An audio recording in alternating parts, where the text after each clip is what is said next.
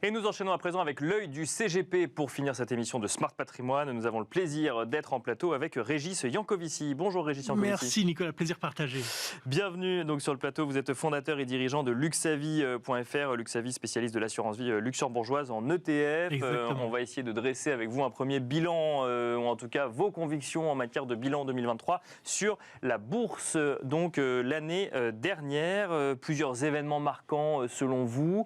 Qu'est-ce qu'on peut retenir de cette année boursière, Régis Yankovici? Alors c'est vrai, évidemment, il s'est passé beaucoup de choses en 365 jours, mais il y a trois événements qui me paraissent être intéressants lorsqu'on regarde le moyen et le long terme. La première chose, c'est pas très original, ça s'appelle l'intelligence artificielle, et la question qu'on peut se poser, c'est est-ce qu'on est dans une bulle ou pas? Est-ce qu'on va en parler dans les années à venir encore?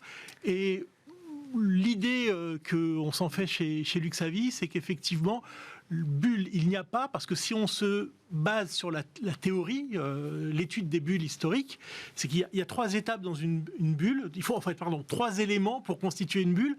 Le premier, il faut qu'un élément soit captivant, déplace un peu les positions établies. Je crois qu'on peut le dire, on peut l'affirmer. Le deuxième, c'est qu'il faut des véhicules d'investissement. Là, on en a quelques-uns, par exemple des ETF. Mais la troisième chose, et là que nous n'avons pas, c'est un afflux de liquidités sur les marchés.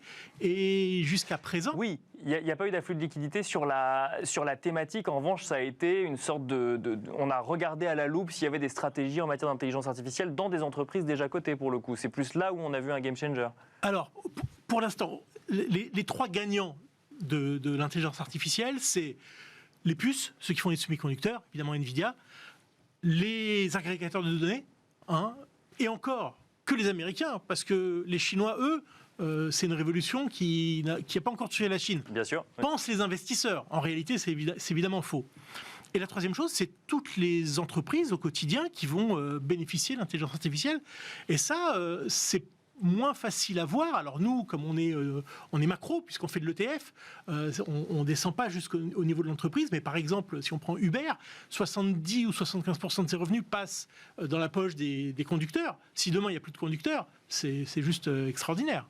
Alors ça, c'est l'intelligence artificielle. Vous avez noté deux autres événements marquants, donc on va traiter ensemble. Déjà, c'est tout simplement, effectivement, on a vécu au travers de la Fed et de la BCE pendant un an. Oui. Que regarde-t-on vis-à-vis de la Fed en ce début d'année 2024 ? Alors c'est un bon changement de sujet, parce que ce que je disais, c'est qu'il manquait la dernière pièce au puzzle pour faire une bulle, qui était un afflux de liquidité. La Fed vient de changer de paradigme. Bien sûr, bien sûr. Higher for longer, et on est passé lower and sooner. Donc ça change très très vite, et on a vu les marchés qui ont réagi de manière extrêmement violente, globalement. Mais chose intéressante, c'est que les marchés obligataires à long terme ont réagi de manière encore plus violente et ont réalisé de meilleures performances que les marchés d'actions. Et en quelques semaines, on était encore, quand les taux à long terme étaient à 5%, on était au record depuis 20-25 ans. On a effacé tout ça, et en 6-7 semaines, on est revenu au taux d'il y a 2-3 ans. Donc les mouvements sont extrêmement violents, et la Fed va encore guider les marchés pour l'année prochaine.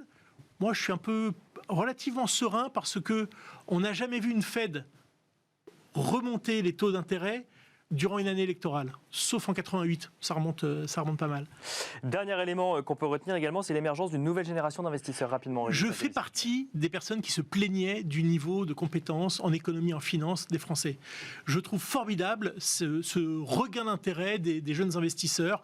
Ils ont entre 25 et 35 ans, ils se sont passionnés pour la finance grâce au Covid, ils ont eu du temps, grâce aussi à tous les influenceurs financiers, alors influenceurs et tous ceux qui font des blogs pour partager leurs convictions et faire de la pédagogie. Et je trouve ça formidable, parce que d'abord ils utilisent les ETF, et c'est très bien. Et j'ai envie de leur donner peut-être deux conseils, si j'ai 2 minutes. Très rapidement, plutôt 10 secondes. Mais ouais. Alors ayez conscience que vous allez passer par plusieurs étapes. La première, c'est vous pensez savoir, vous agissez, vous allez peut-être gagner, sans doute un jour perdre, et là vous connaîtrez ce que vous savez, ce que vous ne savez pas. La deuxième chose, classique, diversifier vos actifs, mais diversifier également votre source d'information, et n'hésitez pas à payer pour l'information.